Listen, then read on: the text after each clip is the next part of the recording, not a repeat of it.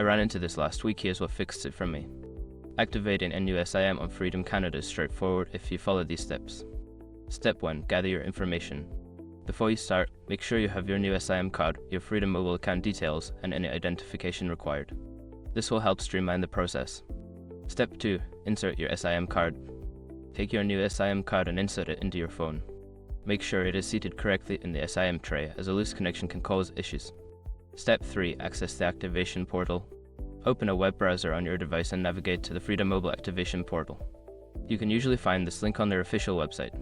Step 4. Follow the on-screen instructions.